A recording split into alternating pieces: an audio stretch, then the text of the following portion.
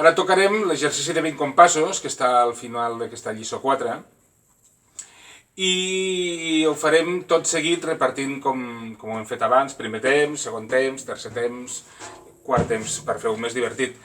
Llavors ja farem un petit solo de bateria, i amb això acabarem la lliçó 4. Apa! Ens veiem!